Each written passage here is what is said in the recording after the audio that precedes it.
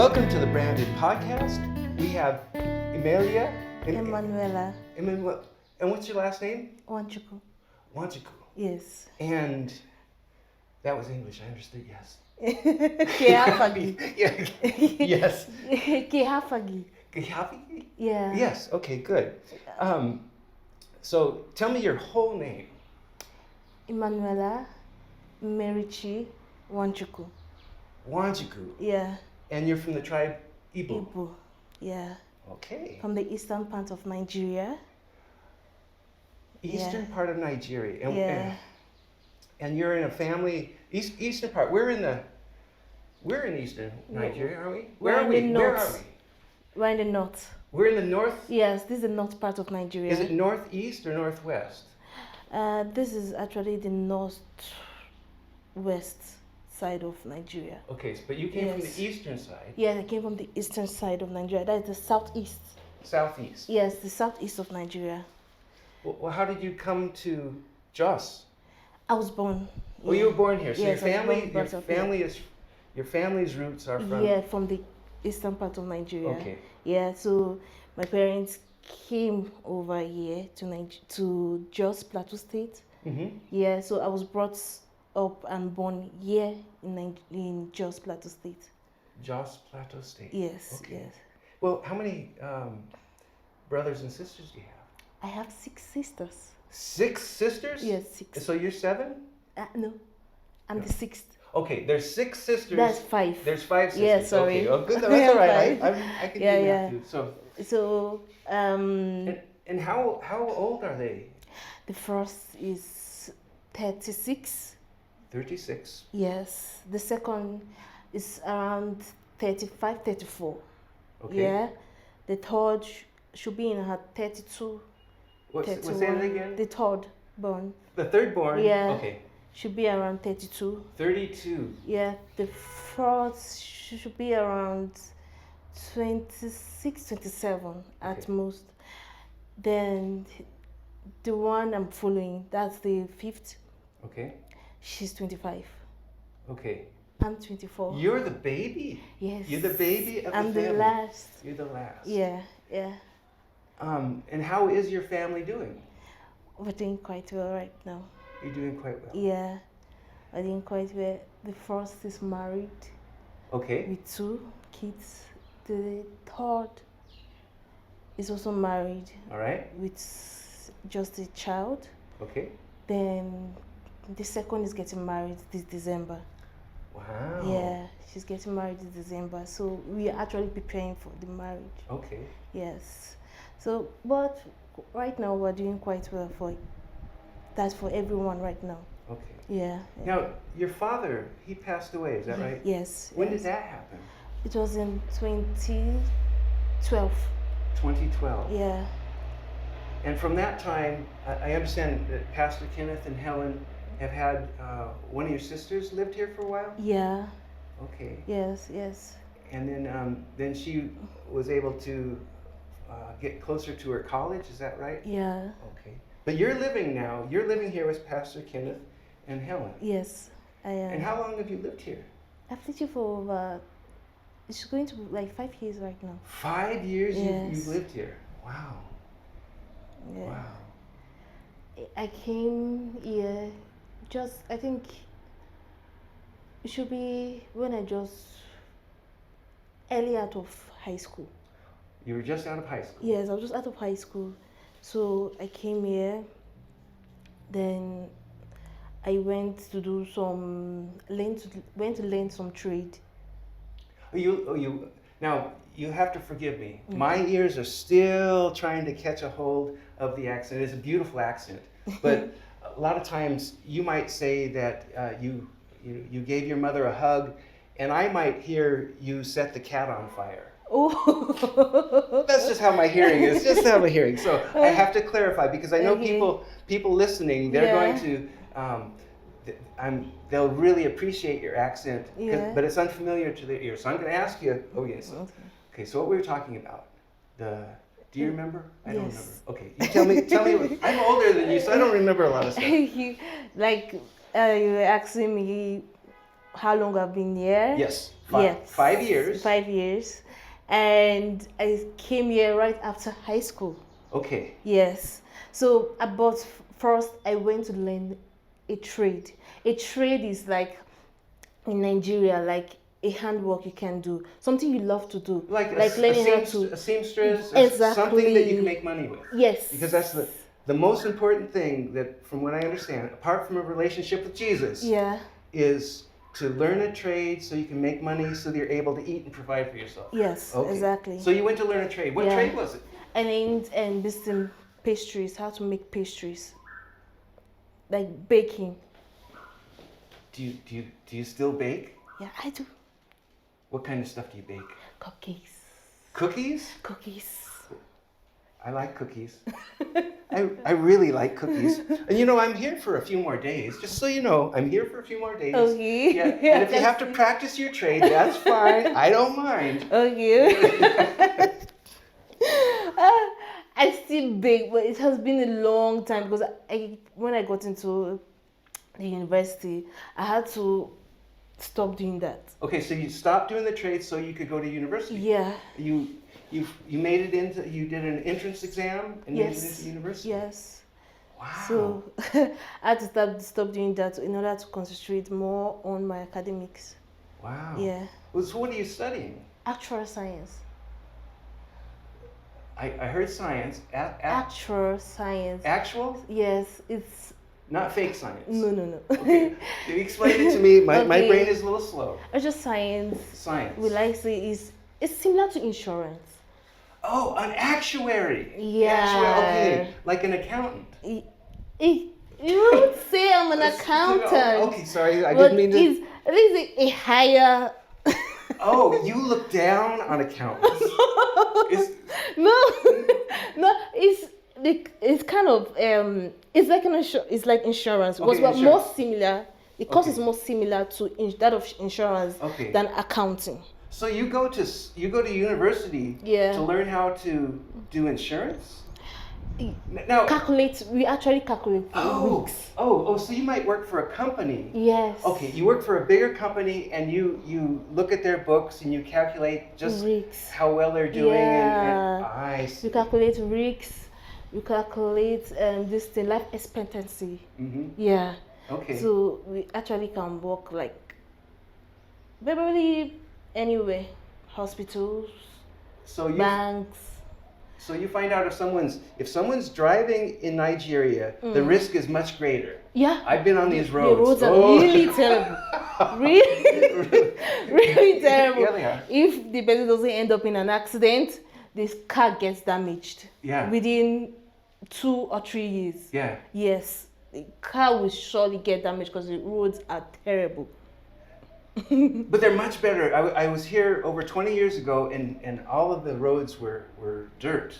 But now they are, there's a lot of paved roads. Yeah, but the issue is maintenance. Maintenance. Yes. I'm going to shift this camera a little just because I like to, look, see how nice that is? Yeah. We'll just do this right here. They don't need to see me, they've seen me enough. We want to see you. Okay, so it's maintenance and it's hard for them to maintain it because there'll be like money to maintain it. Yeah. So we calculate such things. Yeah. So okay, I understand. Well, that's a very needed thing. Yeah. So I want to find out your journey to the cross. Your parents were Christians? Yeah. Okay, so you were raised in the faith. Yes. When did you accept Jesus as Lord? That should be 20. That should be around 20. I think 2014, right? Okay. And how old were you? That time. I should be because it was a teenage camp we went for. Yes, because when we were growing up, my mom made sure that every summer break we have somewhere to go. Like if there's a program in church, we are there. Okay. If there's a camp, here you go. We go. And I'm interested. I want to find out more about the camp. Yeah. But first, tell me, you were, how old did you say? I was around 9, 10 years at that time. It should be around that age because Oh. it was a teen camp and things were. I was quite little at that, so I can't really remember the age Okay. properly. Yeah, All because it was at that time because growing up in a Christian home, Yeah. it's like it's like a that time the Christianity was like a religion to me. So what, it was more like just a religion, but not a Yes, relationship. not exactly. All It was right. just like a religion to me. Your parents is a Christian, Yeah.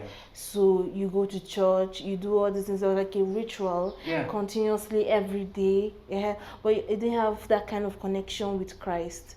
All I knew was like what they taught me Yes. in the children's school, children classes, what my parents taught me. Yes. Yeah, but my own personal relationship with him started when I went for that teen camp. I've gone for other camps, but that particular one was a different camp because it was a life-changing camp for me. It was like actually we are like having a night vigil. A night vision? Yes, a night vigil. That it was a Friday towards Saturday night vigil like that. Yeah. So during that night vigil, we were just having worship. We're just worshiping God. We're just singing, worshiping. And that's when I encountered Christ. Like, that's when, I don't know how to explain it. Like, I felt completely different. Like, I felt, it was actually amazing. The experience I had with him. Normally, I didn't really have any relationship with Christ. Like, I didn't know him. But that day, worshiping, I had a very different feeling in the house of God. I had a very different emotion. So it was a very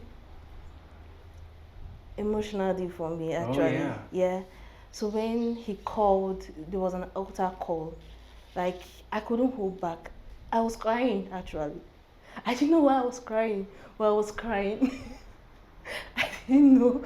I was crying. I went to the altar, knelt, and that's how I gave my life to Christ. So from there was ups and downs. Oh, when yes. I backslided so many times. So many times. But God has been faithful. He has always found ways to draw me back to Him. Yes. Yes. God has been very, very faithful to me.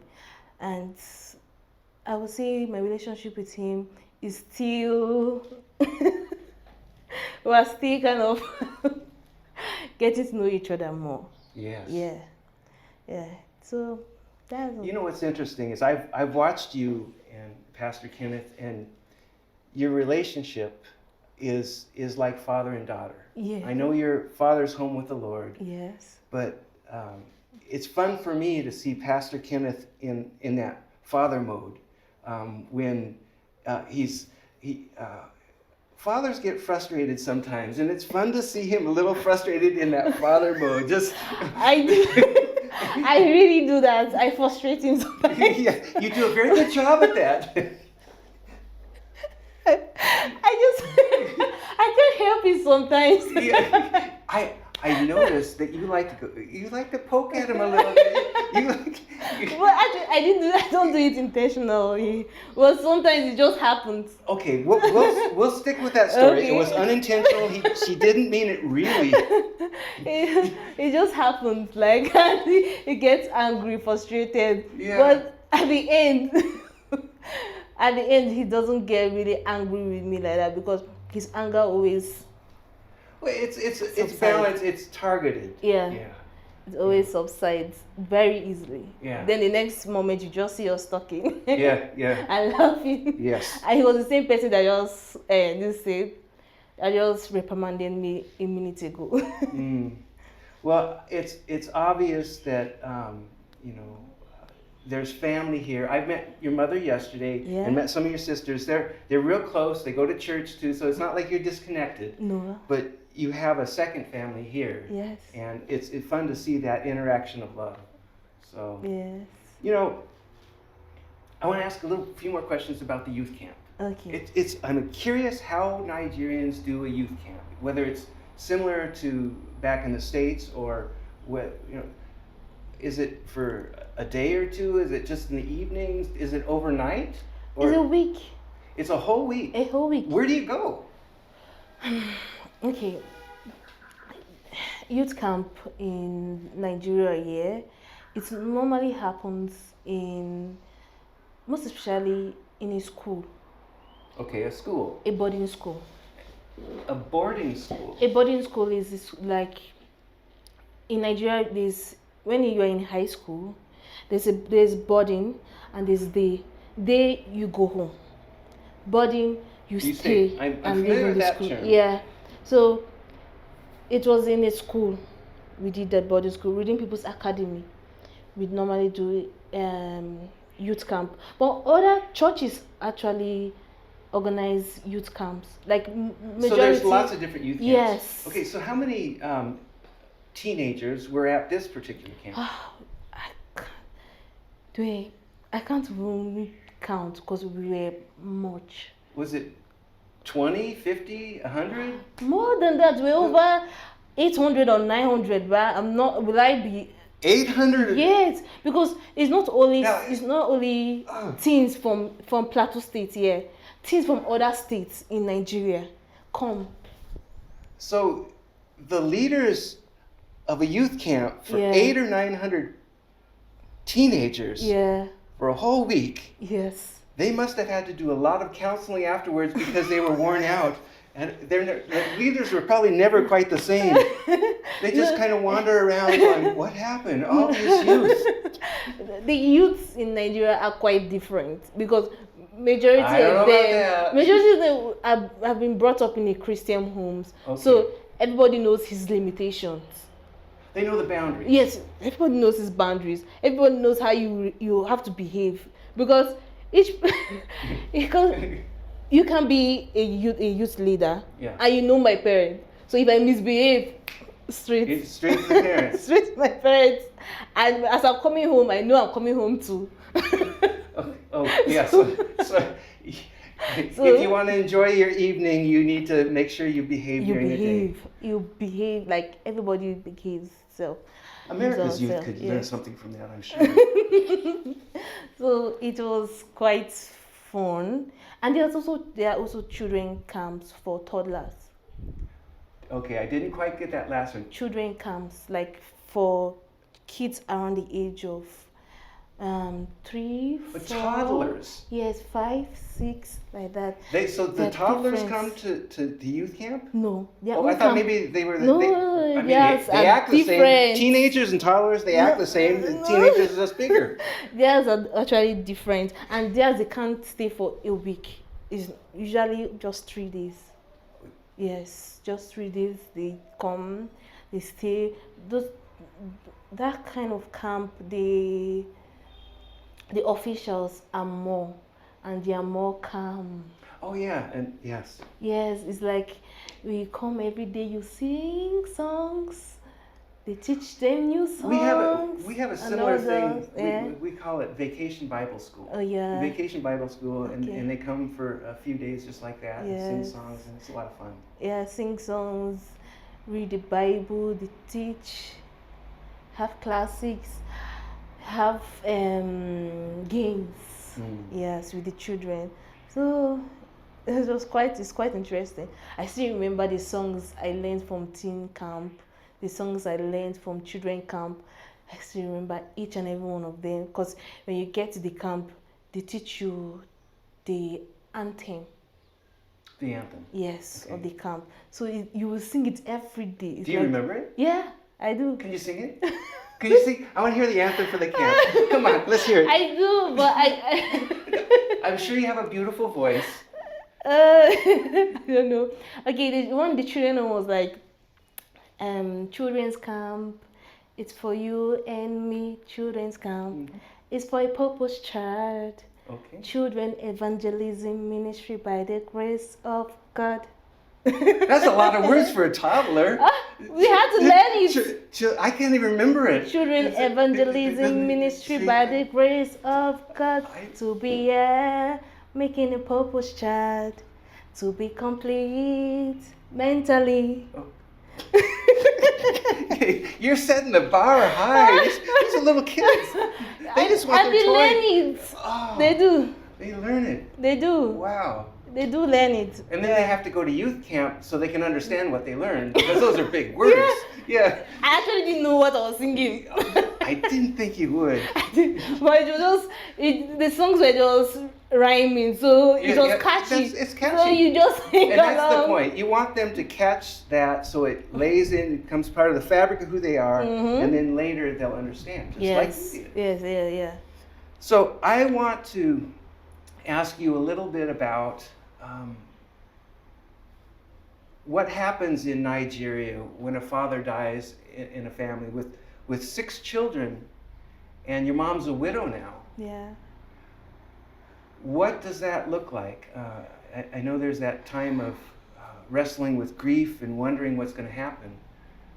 But tell us about that, your family, and then tell us about how the church gathered around your family. Okay. Okay.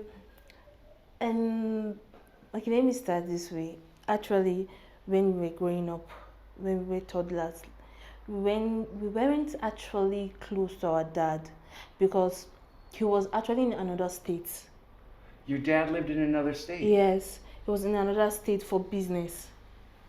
While we were here in Jos with my mom.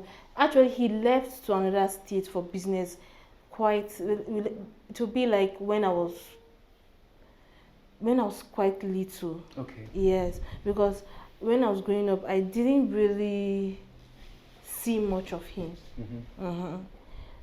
My mom was always there. Yes. So I actually didn't ask about him much. Yes, but we normally when we have long vacation like summer vacation, we go over there. Yes, to stay with him for like a month before coming back. And that's pretty common, isn't it, in Nigeria, where the father has to go wherever there's work. Yeah. I mean, even the ones that are here at the gate keeping this gentleman, he stays here and his family lives someplace else, and he visits them perhaps on the weekends or every other week or something like that. It's sad to hear that there's that separation. Yes. So when he died, because I wasn't really close to him, it was my siblings that were actually more closer to him. Okay. Yeah, because he was there more. Yeah. Yeah. So would I say that I didn't feel it more than them when he died. It was later on that I started understanding what actually really happened, because he died when I was just getting into high school. I was around 9. Okay, here's the thing. I should have clarified this before. In the States, you have elementary school, junior high, then high school. Junior high. Okay, so if you were 9, you would probably still be in elementary school. No, I was in junior high. Well, here it's junior high, Yeah. but in the States that would be elementary school. Yeah. You don't get into junior high till you're 11 or 12.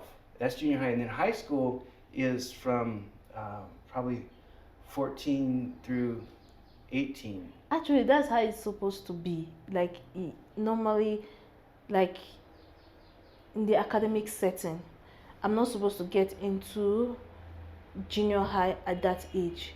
But since we are put into school very early. Yes. Very, very early. You can have a 1-year-old in school. So because of that, when we get to junior high, we are around that at the age of 9 or 10. But some at the age of 11 or 12. Okay. Yes. Wow. So at that young age, I didn't really understand what was happening when he died. It was when I started getting older, and now started understanding. And it was actually not easy. It's not easy at all. No. Isn't not easy for a single mom to raise 6 children. It's not easy at all. I saw my mom struggle a lot. Mm-hmm. Yeah, she tries to hide so many things, but children will always notice and see things. Children see and understand more than Yes. you think they do. She struggled a lot to raise each and every one of us. And she wanted the best for us in a sense that she wanted us to go to a very, very good school. Okay. Yes. She struggled for that. She deprived herself so many things. So many things for us to be able to at least finish high school. Yes. It wasn't easy for her in the sense of finance. Yeah, I Yes. mean, even listening to this and knowing what it takes to raise a family, a couple children is hard enough, but a widow with 6 children, I'm amazed, and I can just see that God's hand had to be involved in it, because here especially, there's no way that turns out well. Excuse me, but your sister's in university, you're in university? Yeah. No, my sisters are out of the university. They just graduated. Well, she went through then, okay. Yes. All right. So it's just me and the 5th born. Okay. Yes, the one. You don't remember her name, you just call Favor. it the fifth one. Favor. That's how Her I name do is- it. I had 5 children, I go, number 3, now serving number 3.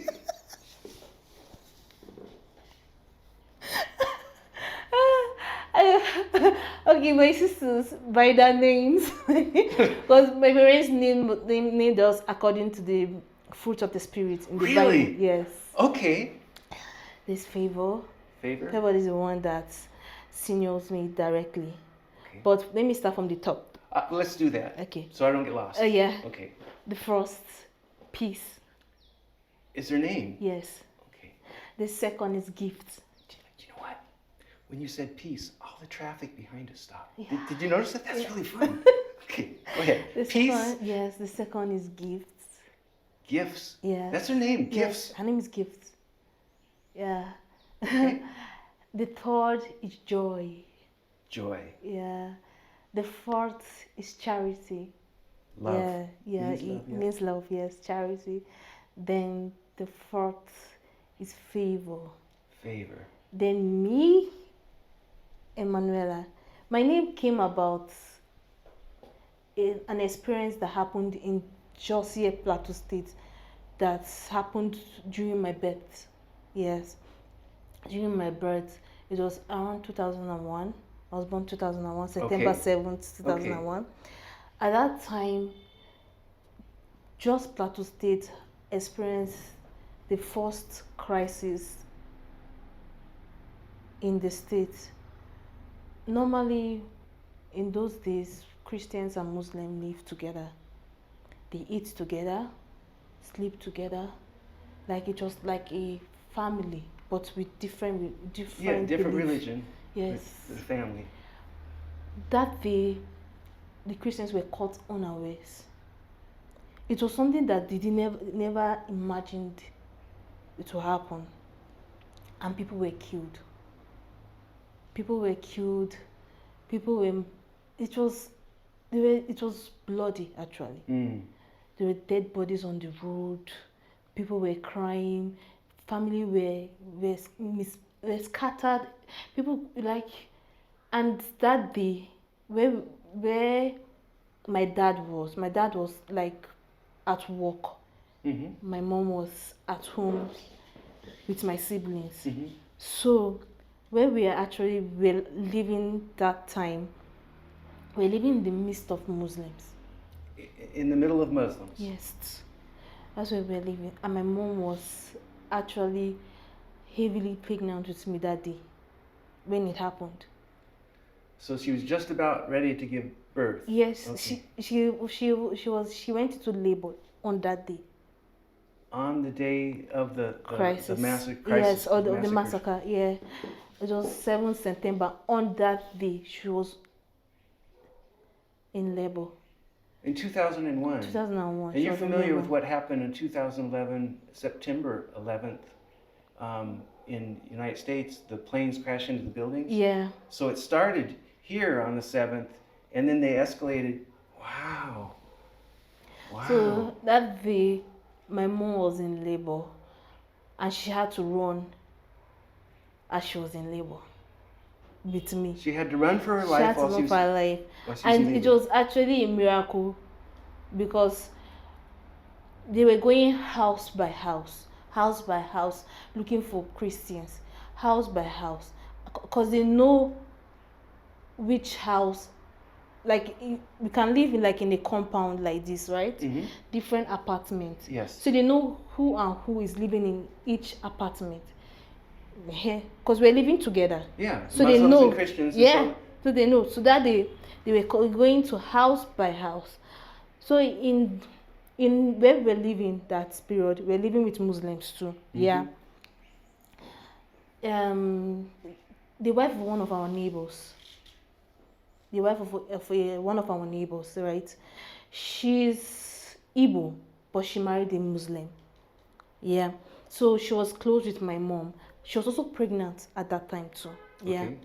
So when they came for us, because they know we were living there, they were Christians living there. When they came for us, she quickly went into her room, brought a hijab. Oh, so your mom covered up with a hijab. She covered herself to with look hijab. like she was Muslim. Yes, she covered herself with hijab and sat down with her. And in Islam, the culture is you cannot see another man's wife without his permission. If he doesn't accept you coming in to see his wife, you can't. So when they came, he stood at the gate. Her husband stood at the gate. Was like, what are they trying to do? Are they trying to commit haram? Do they want to come in and see his wives? So he said his wives because she was sitting with, yes, exactly. Isn't that amazing? That God used someone of a different faith, a Muslim, to save your mom's life and your life. Exactly. Wow. Exactly. It was actually a miracle. So he was like, do they want to come in to see his wives? So if they want to commit haram, they should just let him know. So that's how when they looked in, they saw she was covered head to toe. Him too the wife too was covered. So they sat down together. Yes. Yes. So they didn't go in. They didn't go in. So they didn't even know that she was a Christian. They didn't know. So that's how they left. But actually, they did not want to go because they were Christians in this house. So they were like, they want to burn down the house so that no Christian will escape. They wanted to burn down the house actually. So the owner of the house, that's the landlord, which is a Muslim too, came and was like, if they burn down the house, he's leaving the faith. He's leaving the faith. Yes, okay. That means he's not going to be a Muslim any longer. So if they burn down the house, he's going to abandon. Yes, because he was like, why would they destroy his own property? And they called themselves brothers. Yeah. So that's how they did back and forth. But all this was my mom. My mom was actually explaining to us what actually happened. Yes, because my siblings, they had to hide them in another place. Oh, that's right. They had to hide them in another place. They hid them in a house behind the one we were actually living. Yes, they had to climb because behind the house it's like hill. They had to climb the hill and hid them at that side there. They hid them with a newly married bride, which is a Muslim. And a newly married bride, you cannot come into her room. Yes, only her husband can come in. Yes. So that's why they were there until in the evening we were able to climb through the hill and go over. My mom was able to climb through the hill and go over. And even after that, they climbed through the hill, going over. They caught them. They continued because people were running. Right. So my mom was running. Right. And she was in labor at that time, and she had to run. She ran. We went to a family member's house like that. That's when she was able to give birth to me because there was no way to go to the hospital. Right. No. So she was able to then she gave birth to me there at the house. They had to look for a nurse to assist her. Yes. So that's why I was actually my name is actually different from theirs because of that experience. And Emmanuela is Emmanuel, which means God with us. Yes. Yes. That's where my name came from. Amen to that. Yeah. So it was quite an experience. You made quite an entrance into the world, Yeah. didn't you? Yes, I did. Yes, Wow. it was quite an experience. Yeah. So, right now, your mom is taken care of as a widow. I know in Pastor Kenneth's church, Yeah. even yesterday we had the conference there, and it was providing a ways and means. You know, when I came over, I brought some funding so that the widows would be taken care of, and that's because people supported what was going on here. But to have 25 or 35 widows and have to say no to others because there was no more resources, the need is huge. Yeah, it is. What type of ministries do you do at church? What are some of your responsibilities? I'm in the usher department. The usher. Yes, I'm in the usher department. I'm also in the media department because I can handle A computer and stuff. Yeah. Right. So I'm also in the media department, like when they need me. Yes, but I'm mainly in the usher department. And you're Yes, telling I'm in the people, you ushering sit there and department. you get to tell people what to do? Yeah, Oh, I know how to do that very well. Maybe you have a natural gift for that. I know how to do that very well. I know how to do that very well. When you come into church, I'm all smiling. Okay. I'm welcoming. Very good. Welcome to church. You do that well. Yes. But when I told you to sit down, you will sit down there. Wherever I asked you to sit down, you have to sit down there. Yeah. So that's how it is. Yeah. So, yeah. And you, at this point, aren't married. No. Is that correct? I'm not. Anybody in mind? No. No?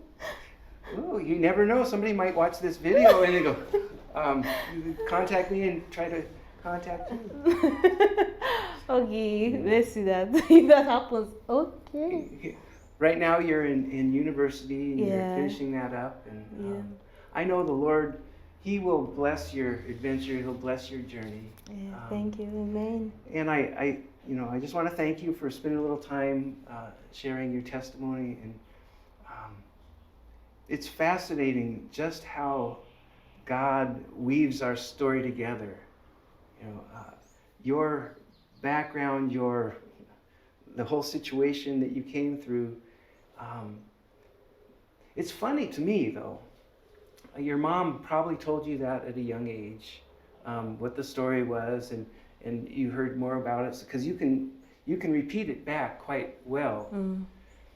But even with that, there was still a period of time in your life when there wasn't a real strong relationship with Jesus until that youth camp. And then from that point on, the Lord got a hold of you. So maybe you could do me a favor and just talk to, there might be some young women here who are going through a hard season, or they don't really know what God has in mind for them.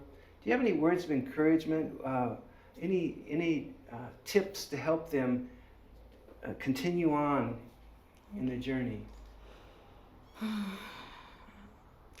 All I have to just say is just hold on to God. Like, God has shown so many ways that He's God in my life. Mm. Like, when you hold on to God and trust Him, like, thank God God is not man. Mm-mm. Thank God God is not man. Yeah, thank God. Thank God, God is no man. I like Yeah. that. Yeah. Because if He's man, there's so many ways you would have been disappointed. Yeah. So many ways you expect someone to have your back in something and you get disappointed. But Yeah. with God, there's something that I understand, right? With God, right? If that thing is supposed to be for you, if you're asking God for something, and that is something that He can give to you, but maybe that's not the right time for that to come to you. Yes. Just hold on. Be patient. Be patient. Yeah, it will surely come. And when it comes unexpectedly. Unexpectedly. You'll be like, you'll be so amazed and surprised that it came. Most of the time, I said, you prayed about it and you forget. Mm-hmm. So when it comes, you'll be like, I actually forgot about this. I love the fact that God remembers our prayers even when we've forgotten them. Exactly. It's something you prayed for a long time and you see that it's not forthcoming. So at that time, most of us fall victim of getting frustrated. I have gotten frustrated. No. I have. No, I can't believe it. I have gotten frustrated. Like, I need it right now. Yeah. I want it now. Yeah. And He's like, no. Not yet. Not now. Not now. Just trust me. Yes, not now. And when it comes, the joy is so immense. When it comes. Amen. Amen. Amen. Thank you so much Yeah, for being here and sharing this. I'm excited to get this and to show it to others. Yeah. And here's something that you might not have thought about, but it could be that your testimony touches someone in any part of the world. Your testimony, God can use your testimony, your faithfulness to touch someone on the other side of the planet. I know at least in America, because I know a lot of people will be thoroughly touched by this. Amen. I pray so. Yeah. Isn't that fun to think about how we can God can use these earthen vessels. You know, I'm blown away that I was invited over here to Nigeria to talk to some two pastors also. Anyway, it will be very nice, and it will be a good thing for my testimony, right? To touch someone else's life, someone that is down or that feels like giving up. Yeah. Like, if this actually reach to the person and the person gets encouraged, it will be very, very good, because all glory and honor will be given to God. Amen. Yes. Amen. All glory and honor will be given to us. Our life is supposed to be a testimony of God's goodness. Yes. Yes. So, that's it. Amen. All right. Well, thank you for watching. If you want to leave a comment, you can certainly do that. We're going to be keeping track of those specifically for this Nigerian. We might have a Nigerian series. I'm going to interview some others. I'm going to try to get Pastor Kenneth in here, and leave a comment, word of encouragement, and I will try to get those back to Emmanuela so that she hears just what kind of impact the testimonies have. Yeah. Thank you. Thank you. Lord bless.